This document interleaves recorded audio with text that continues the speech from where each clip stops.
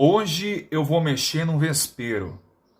Hoje eu vou tocar nos ídolos evangélicos de muita gente por aí. Foi-se o tempo em que nós confrontávamos seitas pseudos cristãs, por que não dizer até mesmo as mais blasfemas e heréticas que vocês conhecem por aí, né? Hoje estamos vivendo em um contexto e um tempo em que temos de confrontar os próprios protestantes evangélicos. Foi-se o tempo em que confrontávamos o pessoal de fora. É necessário agora confrontarmos o pessoal de dentro. É muito fácil e muito bom confrontar o pessoal que nós consideramos como seitas. Mas e aqueles que a gente não considera como seitas e consideram eles como verdadeiros homens de Deus? E aí fica difícil para essa turminha aí, né? Eu sou o PH Pereira, do canal Teologizando, alguns dos senhores já me conhecem. De antemão, não esqueça de deixar o seu like, isso nos ajuda muito. E não esqueça também de verificar a sua inscrição aqui no canal. Meus irmãos, eu devo lhes dizer que eu fiz algumas anotações aqui, ok?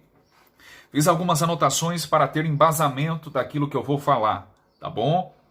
Eu praticamente fiquei 6 horas debruçado a fim de trazer aqui uma exposição, tá bom?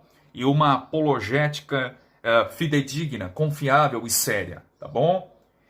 Eu vou apresentar aqui para os senhores algumas fontes interessantes que vai fazer de alguns dos senhores pensar, tá bom? Talvez este meu vídeo ele não vai surtir tanto efeito assim nos cegos idólatras. Os cegos idólatras, eu não tenho muito compromisso com eles, né? A cegueira idolátrica deles chegou a tal ponto que eles veem certos homens que eles julgam como homens de Deus, né? E fazem com que eles se transformem como que sendo verdadeiros papas. E eu não tenho muito compromisso com essa gente. Eu tenho compromisso com você que quer conhecer de fato a verdade. E quer através do conhecimento da verdade, estar mais próximo da ortodoxia e daquilo que a nossa teologia reformada sempre defendeu. Abraçar a fé que os nossos pais sempre defenderam. Tá bom? Então eu tenho compromisso com vocês que querem aprender. Esses cegos idólatras, o que eu vou falar aqui vai ser irrelevante para eles, né? Até porque quem é que tem peso de autoridade? Um rapaz que começou agora no YouTube ou o pessoal, né, da prateleira de cima, como eu gosto de chamar, né? Quem que tem mais peso, né? Esse pessoal aí que tem nome ou um rapaz aí que vem com algumas fontes, né? Então o pior cego é aquele que não quer enxergar e eu não tenho compromisso com essa gente. Tenho compromisso com vocês. Vamos lá. A.W. Tozer, David Wilkerson, Leonardo Ravanhil, Billy Graham, o bambambam aí, né, dos arminianos, e por que não dizer até de alguns calvinistas. Eles eram homens de Deus ou não, PH? De antemão, deixa eu destacar um adendo aqui. A minha concentração não vai ser no caráter deles, nem na reputação, na índole, né? Não, eu não vou me concentrar, porque aparentemente até eles tinham um caráter piedoso, né? Correto. Mas a minha concentração não vai ser nesse aspecto. A minha concentração vai ser na teologia e naquilo que eles difundiram, falaram, escreveram, comentaram e assim por diante.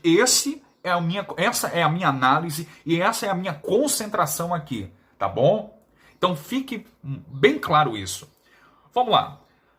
A.W. Tozer, vocês conhecem, né? Um tanto quanto eu. A.W. Tozer, ele é destacado pelo seu legalismo. O legalismo, deixa eu lhes dizer, ele apresenta-se com distintas máscaras, ok? E A.W. Tozer se mostrou legalista, por exemplo, no livro O Melhor de W. Tozer, livro 2, páginas 115 a 117, compilado por Warren Wiersbe. Diz Tozer, mais ou menos assim: na Bíblia, a oferta de perdão por parte de Deus está condicionada à intenção de reformar por parte do homem.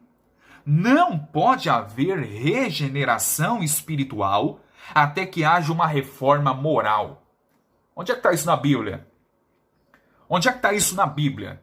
Né? Que para a pessoa ser regenerada, primeiro tem que ter uma reforma moral. Primeiro, é necessário ter uma mudança radical. Me prove na Bíblia onde é que está isso. O Tozer está dizendo mais ou menos assim: é necessário que os pecadores se reformem antes que possam ser salvos. Eu pergunto de novo, onde é que está isso na Bíblia? Legalismo, o que é legalismo, minha gente? Legalismo, numa linguagem bem simples para vocês entenderem, é a atitude de obedecer às leis de Deus a fim de receber o perdão, a salvação e a graça de Deus.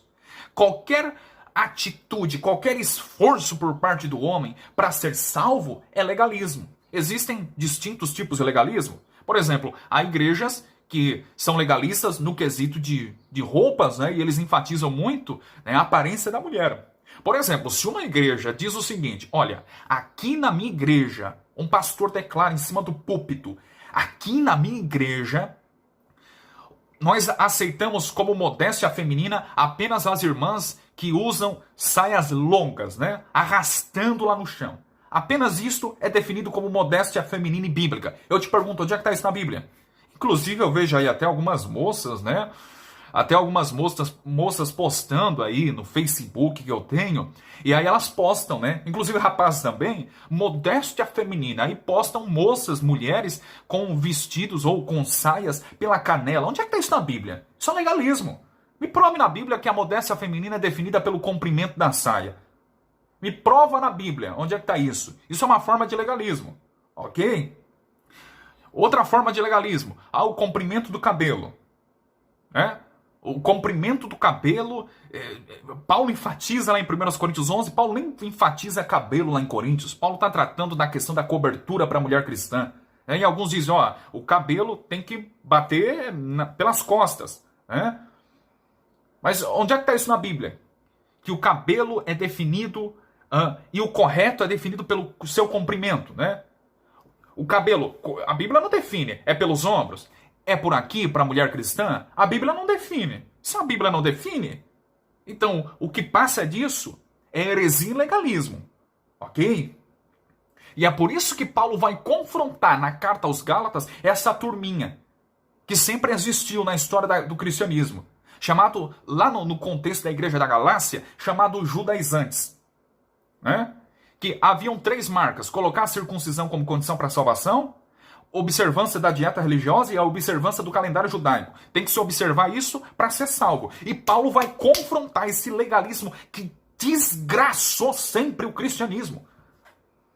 E aí Paulo, ele argumenta, por exemplo, no capítulo 2, verso 21, ele diz assim: não aniquilo a graça de Deus, porque se a justiça provém da lei, segue-se que Cristo morreu em vão. Vocês estão percebendo?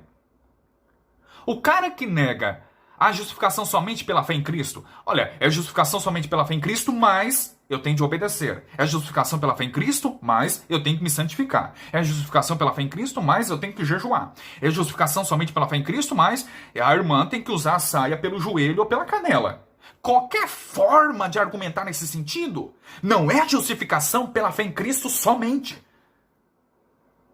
Você não entendeu? A oferta do Evangelho é creia, porque tudo está quitado. Tudo já está pago. Não há mais nada para se acrescentar. Não existe uma reforma moral que precisa passar para depois ser salvo. Isso é heresia. Me prova na Bíblia onde é que tem isso. Na minha igreja, para evitar a embriaguez, tem que se abster completamente do vinho ou da bebida alcoólica. Onde é que está isso na Bíblia? Isso é legalismo. Então o legalismo se apresenta de várias formas.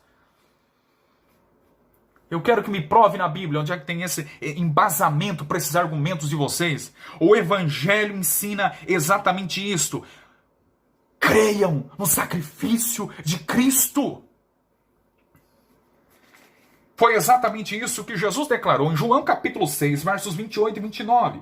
Disseram-lhe, pois, que faremos para executarmos as obras de Deus? Olha o que Jesus vai responder no verso 29. A obra de Deus é esta, que creiam naquele que ele enviou. Esta é a obra de Deus, meus irmãos. Creia em Cristo. O Evangelho ensina exatamente isso, que para ser salvo, você tem que reconhecer o seu estado de pecador. Você tem que reconhecer a sua pecaminosidade e a sua situação deplorável diante de um Deus Santo e apenas crer no seu Filho. Isto é o Evangelho. O Evangelho não coloca mais nenhuma outra condição, nenhum outro pré-requisito para ser salvo. Isso é heresia. A.W. Tozer estava equivocado, ou melhor, ele comete heresia nesse sentido. O Evangelho, ele diz assim, ele faz o pecador entender e declarar dizendo assim: eu não posso, mas tu podes. Eu não mereço, mas pela tua graça e teu favor imerecido, eu mereço, mas é por causa dos méritos do teu Filho. O Evangelho nos ensina a reconhecer que somos merecedores do castigo, da punição eterna, mas faz o pecador dizer: eu deposito unicamente a minha confiança e minha esperança nos méritos do teu Filho Jesus Cristo. E eu creio que Ele é poderoso para me salvar. Eu creio que o sacrifício dele é suficientemente eficaz para me salvar. Não é aquilo que eu faço ou deixo de fazer. Isto é o Evangelho. A.W. Tozer estava dizendo exatamente isso. Que para ser salvo é necessário a pessoa estar disposta a mudar, a ter uma reforma moral. Isso é heresia, é legalismo. E vocês consideram esse homem como homem de Deus? Vocês não enxergam? Vocês estão cegos estão tão cegos a ponto de não enxergar isso? O Evangelho, ele apenas ensina: creia. Creia. E isso é suficiente. Não existe uma reforma moral da noite para o dia. Acho que está precisando ler Romanos 7. Que Paulo ele trata sobre a questão de conflitos internos que o cristão em Cristo vai enfrentar até o túmulo, até a glorificação do corpo. Olha, aquilo que eu quero fazer de bem eu não consigo, mas o mal que eu quero chutar para longe de mim, eu sempre acabo fazendo. Olha o conflito que Paulo tinha. E nenhum crente está isento disso. Onde é que tem uma reforma moral? É necessário ter uma reforma moral, segundo Tozer, para ser salvo. Onde é que está essa condição, esse pré-requisito na Escritura? Me prova na Bíblia. Eu sei como é. Eu esses dias aconselhei uma moça sem pastor. E eu aconselhei ela tratando sobre a questão de suas tendências homossexuais. E eu aconselhei ela nesse sentido, que a vida cristã não é uma vida de mar de rosas. A vida cristã é uma vida de combate e de labuta todos os dias. E eu disse, é possível sim termos um crente, termos um salvo, um eleito, e que vai lutar a vida toda contra o pecado da homossexualidade. Essa ideia de que veio para o cristianismo e tem que ter uma mudança radical, o homem, ele vai passar a gostar de mulher, eu tenho muita dificuldade. É por isso que eu aconselho pessoas homossexuais que se converteram ao Evangelho de Cristo a adotar o celibato. Porque temos casos aí de pessoas que aparentemente tiveram uma conversão e depois traíram o cônjuge, traíram a mulher com uma outra pessoa do mesmo sexo. Eu aconselhei inclusive essa moça: olha, adote o celibato, viu? Porque essa é uma realidade que ela vai ter que lutar a vida toda. Muitos anos de luta, de choro, de busca pela presença de Deus, porque a carne é uma realidade que nós vamos ter que lutar até o fim. O que passa disso é legalismo e não se harmoniza com a Santa Escritura. Você lembra de 1 Coríntios 5? Do rapaz que tinha relações com a própria mulher do pai? E Paulo disse assim: vamos entregar o corpo a Satanás para que a alma ou o espírito seja salvo no dia de Cristo. Note que Paulo cria na salvação do rapaz. É por isso que ele entrega o corpo a Satanás, uma expressão complexa, que os teólogos batem cabeça para tentar entender o sentido dessa expressão. Mas Paulo confiava na salvação do rapaz. É possível um eleito do Pai ser eleito, ser salvo e optar em escolher a pecar. E Deus vai tratar com ele. Deus vai castigar ele. A Bíblia diz na carta aos Hebreus que Deus castiga o filho a quem ele ama. Ok? Deus trata com seus filhos quando eles persistem em seus pecados. Deus trata com eles através de açoites. É por isso que na primeira carta aos Coríntios, capítulo 11, o apóstolo Paulo declara exatamente isso, que havia entre eles muitos fracos, doentes e muitos que dormem no Senhor. O sentido de dormir é de morrer. Por quê? Porque, se possível, Deus mata um salvo, um eleito, se persiste em pecado. E aí Paulo diz assim, os de fora Deus julga. E Paulo continua na primeira carta aos Coríntios 11. Olha, se nós julgássemos a nós mesmos aqui dentro da comunidade cristã, não haveria a necessidade de Deus julgar. Mas como as pessoas, muitas das vezes, persistem em seus erros, em seus pecados, Deus pune, Deus os castiga. E Ele faz isso por amor. É o amor de Deus que está envolvido. Veja, você que é pai e mãe, você não deixa um filho, ou porventura não deixaria de ser pai, né, e de tê-lo como um filho, um cara, por exemplo, que ingressou para o mundo das drogas, ou passou a ser traficante. Um filho não deixa de ser filho, por exemplo, se ele é um bandido. Note que pelo fato de você estar ainda insistindo em seus pecados, você não perdeu o direito de filiação. Mas pode ter certeza, Deus usará meios para castigá-lo, para trazê-lo à santidade. Se possível for, Deus matará você. Note, meus irmãos, a vida cristã é isso. Santificação é gradativa. Não existe a história de Superman evangélico, Mulher Maravilha evangélico. Acabe com essa ideia utópica. Querendo ou não, muitos de vocês que creem que a salvação é somente pela graça mediante a fé em Cristo, muitos de vocês que abraçaram os 5 pontos da tulipe, ainda continuam presos em seus legalismos, em seus moralismos baratos. E eu até entendo que leva tempo para destronar todo esse conceito humanista, arminiano que vocês tiveram quando vocês saíram dessas seitas. PH, tu estás sendo antinomista. Pelo amor de Deus, eu não estou sendo antinomista. Olha o que disse Martim Lutero, escrevendo uma carta, por exemplo, a Philippe Melanchthon, no livro História da Vida, Escritos e Doutrinas de Martim Lutero, página de número 178. Diz Lutero a Melanchthon, numa carta: peque e peque de forma atrevida, mas deixe a sua fé ser maior do que o seu pecado. O pecado não nos pode destruir no reino do Cordeiro, ainda que cometêssemos fornicação e matássemos 1000 vezes por dia. Lutero era um antinomista? Pelo amor de Deus, não me chame de antinomista, não me chame de hipercalvinista. Pelo amor de Deus, eu estou dizendo que vida cristã não é fácil, que a santificação é gradativa e que Deus usará meios para te santificar. Mas eu também não tenho ideias utópicas e legalistas que muitos de vocês têm. A.W. Tozer era um legalista. Nós vemos nesse comentário dele. Mas David Wilkerson, deixa eu correr, já tem 18 minutos aqui. David Wilkerson, PH, ele falou muita verdade. Eu concordo. De fato, ele falou muita verdade. E eu concordo.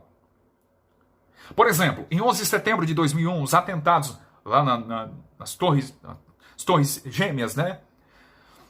World Trade Center. Enquanto Billy Graham, que eu já vou falar dele já, calma. Calma que o negócio vai esquentar mais quando chegar a vez dele, tá bom? Quando Billy Graham entendia e apontava os ataques como apenas crimes hediondos, David Wilkerson confrontava dizendo que era o juízo de Deus para a nação americana, porque os americanos ofenderam a Deus, blasfemaram de Deus, se enveredaram para o seu pecado. Em decorrência do seu pecado, Deus trouxe juízo, destruindo as torres gêmeas.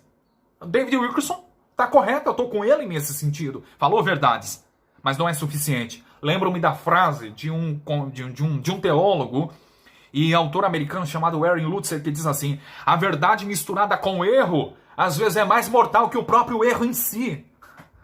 Percebe? Falou verdades, mas falava erros. Você sabia das profecias falsas de David Wilkerson? Eu não vou comentar aqui, o tempo vai ficar muito comprido o vídeo. Mas eu vou deixar o artigo, o link de um artigo, tá bom? De um artigo americano tratando sobre essa questão das profecias falsas de David Wilkerson. Tem ali mais ou menos 3 ou 4 profecias que ele falou que iria se cumprir e de fato não se cumpriram. Ora, se não se cumpriram, é obviamente que é um falso profeta. Vai ler Deuteronômio 13 para você ver. Então, David Wilkerson se destaca por suas profecias falsas. Vou deixar o link do artigo, confira depois aqui. O artigo é grande, confira. E Leonardo Ravanhil? Leonardo Ravanhil, PH. Você conhece esse livro aqui, talvez um dos mais conhecidos? Por que tarda o pleno avivamento? De Leonardo Ravanhil? Olha o que diz aqui. Página de número 17. Eu vou colocá-los à prova, o que eles falaram. Não é o caráter deles nem a reputação, tá bom? Mas é o escrito. Olha o que ele diz na página de número 17. A verdade é que o pregador que não passa pelo menos 2 horas por dia em oração não vale um vintém por mais títulos que possua. Onde é que é isso na Bíblia? Que um pregador, para ser pregador, tem que gastar 2 horas por dia. Onde é que está esse requisito para um ministério pastoral? Lá em 1 Timóteo 3, o apóstolo Paulo não apresenta isso. O apóstolo Paulo diz que para ser de fato chamado ao ministério, tem que ser irrepreensível, marido de uma só mulher, apto para ensinar, ter bom testemunho dos que estão de fora. Ok? Este é os pré-requisitos, e Paulo elenca outros. Mas onde é que está na Bíblia que para ser pregador, para ser ministro do evangelho, tem que gastar 2 horas por dia? Veja ainda, na página de número 21, diz Ravanhil, o segredo da oração é orar em secreto. Quem se entrega ao pecado para de orar, mas aquele que ora para de pecar. Onde é que está isso na Bíblia? Que quem ora para de pecar? Pelo amor de Deus. Olha aqui a ideia utópica. Olha aqui o legalismo, moralismo barato de novo. Quem ora para de pecar? Onde é que está isso na Bíblia? Me provem, senhores. 1 João 1, a partir do verso 7, o apóstolo João diz assim, a partir do verso de número 7, dizendo assim, que aquele que diz que não tem pecado, engana-se a si mesmo e não há verdade nele. E João diz assim, ele está escrevendo a uma comunidade cristã, se confessarmos os nossos pecados, ele é fiel e justo para nos perdoar.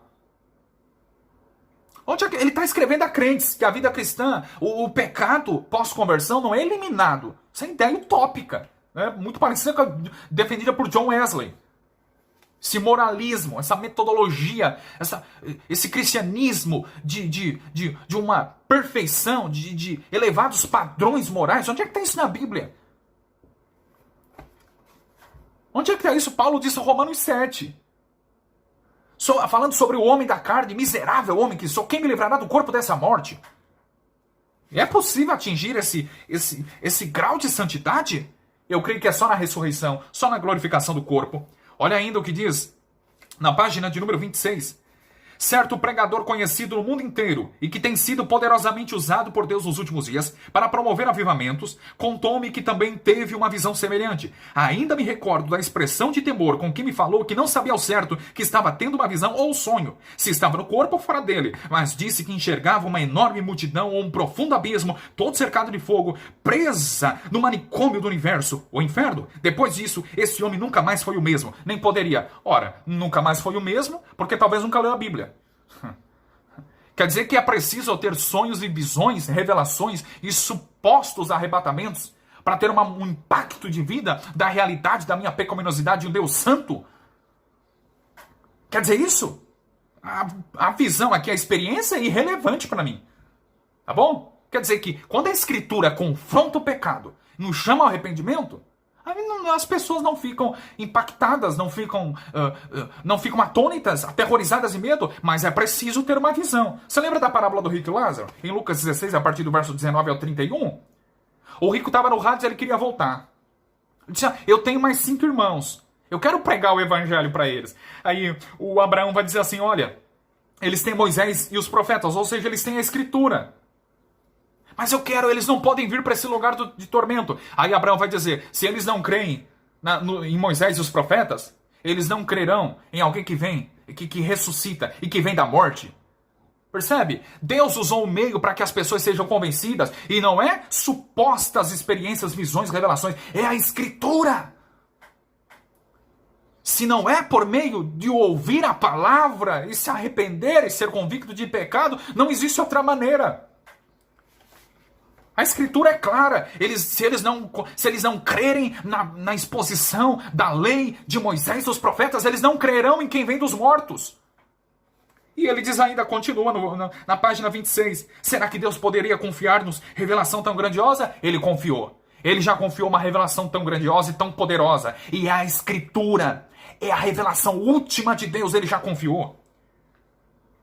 Olha o que ele vai declarar na página de número 39. Parece que nós estamos querendo ajudar Deus a resolver seus problemas. Existe um Deus com problema? Existe um Deus problemático? Na página 40, Revanil vai dizer, o problema de Deus hoje não é o comunismo, nem a igreja romana, nem o liberalismo, nem o modernismo. Não. O grande problema dele hoje é o fundamentalismo morto. Onde é que está na Bíblia que Deus tem problemas? Me prova na Bíblia aí, ô teólogo. Me prova na Bíblia aí, palpiteiro de internet. Um Deus problemático? Que Deus fraco é esse? Por último, eu termino citando Billy Graham. Eu cito agora Billy Graham, meus irmãos. Billy Graham vai se destacar por causa do seu ecumenismo, ok? Nós vamos destacar aqui no vídeo algumas falas de Billy Graham numa entrevista que ele estava dando, tá bom? Eu vou passar esse vídeo, essa imagem aqui, tá bom? Tell me, what do you think is the future of Christianity? I think everybody that loves Christ or knows Christ, whether they're conscious of it or not, they're members of the body of Christ. And that's what God is doing today. He's calling people out of the world for His name, whether they come from the Muslim world or the Buddhist world or the Christian world or the non-believing world. They are members of the body of Christ because they've been called by God. They may not even know the name of Jesus, but they know in their heart that they need something that they don't have, and they turn to the only light that they have, and I think that they are saved and that they're going to be with us in heaven. This is fantastic. I'm so thrilled to hear you say that. There's a wideness in God's mercy. There is. There definitely.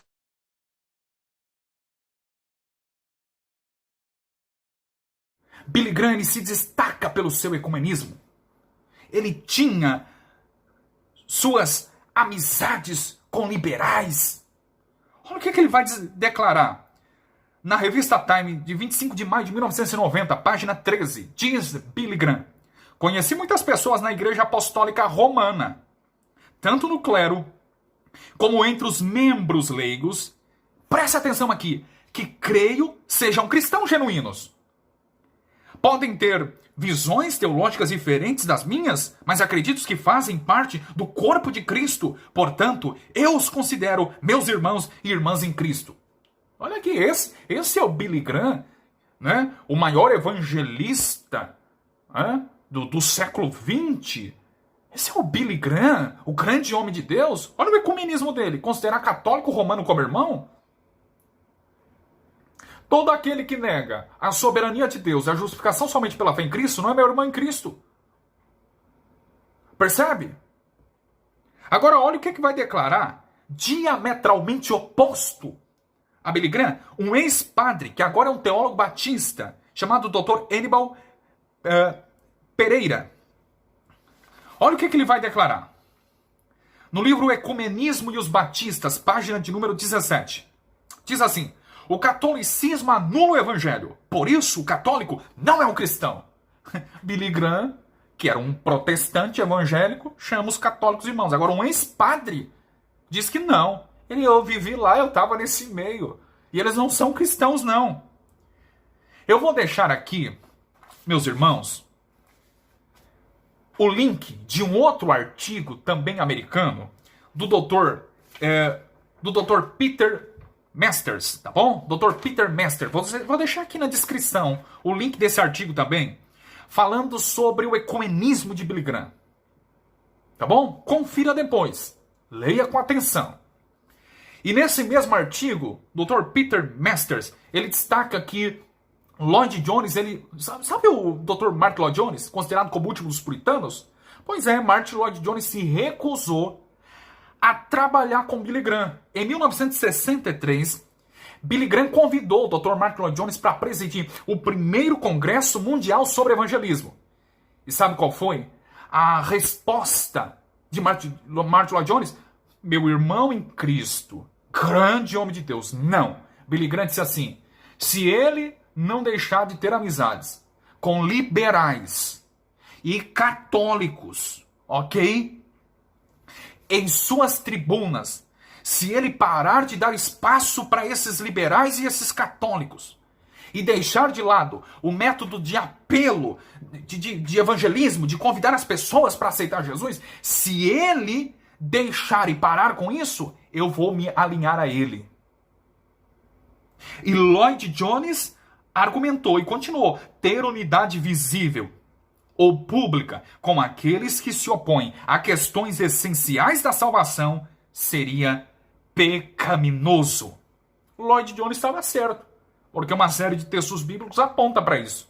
Entre eles, 1 Coríntios 6, versos 14 ao 18, bem como Romanos 16, verso de número 17. Há uma série. Lloyd Jones se recusou a trabalhar com Billy Graham.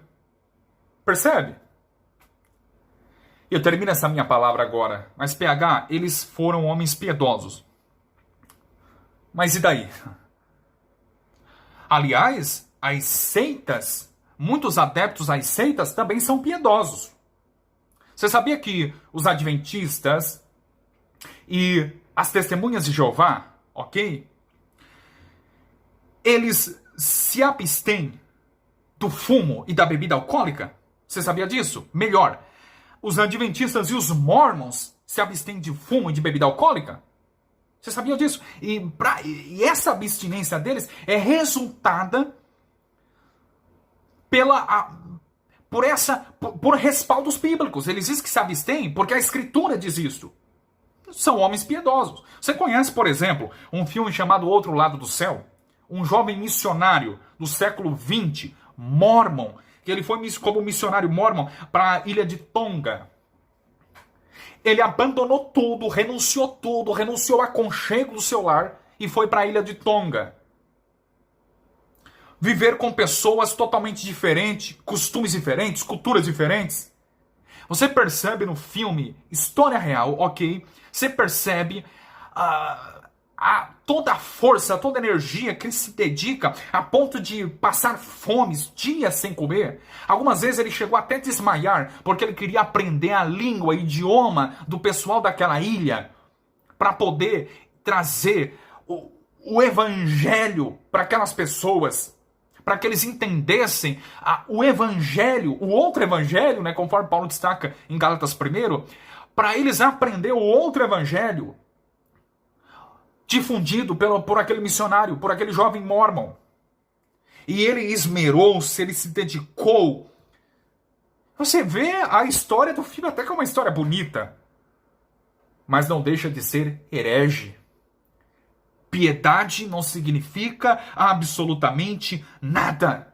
Ah, mas eles foram grandes evangelistas. E daí? Você sabia que Jesus confronta os fariseus em Mateus 23? Vocês são hipócritas, porque vocês atravessam mares e trazem um prosélito para convertê-lo ao judaísmo de vocês, mas o transformam 2 vezes filhos do inferno pior do que vocês.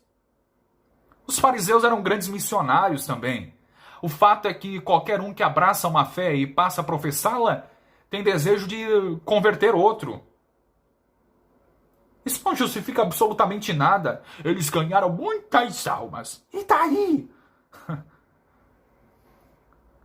As grandes seitas também fazem isso. Testemunhas de Jeová e Mormons, todo domingo de manhã, eles estão na sua porta, né? Que dão show de exemplo em vocês e em mim também. Que professamos uma fé, mas não saímos para difundi-la. Mas eles estão lá.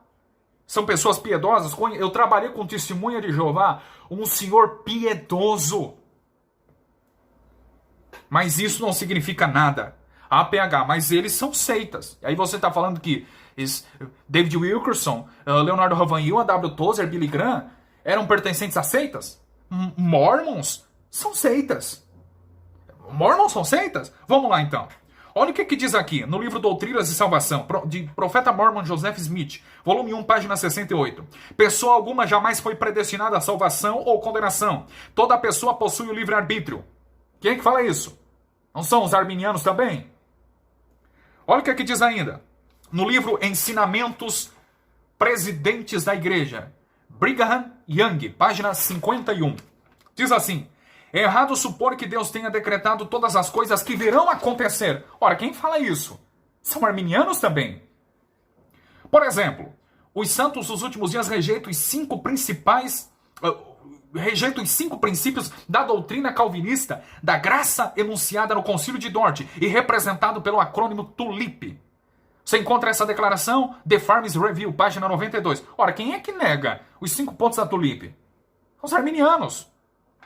Olha o que diz no livro Regras de Fé, página 73. De modo que se algum homem perder a salvação, tal perda será por sua própria culpa. Sabe quem falou isso? São os Mormons. Sabe quem declara isso? São os Mormons. A soteriologia dos Mormons é uma soteriologia arminiana. Então aí vocês consideram também, só porque são homens que têm um grande nome e têm um peso em suas palavras, mas se assemelham às seitas também, em sua soteriologia. De novo, eu finalizo aqui, e espero que Deus abra os olhos daqueles que têm vontade de conhecer a verdade, ok? E aqueles que não têm anseio, que continuem cegos, que continuem afundando-se mais ainda nesse ecumenismo desenfreado de vocês. Continuem adorando esses ídolos de vocês, esses papas de vocês. Vocês não querem compromisso com a verdade, vocês serão julgados. Não adianta vir me confrontar aqui com comentários ofensivos, maldosos. Me confronta com fatos. E sejam abertos e convencidos. Meus irmãos, não esqueçam de deixar o like. Abraço.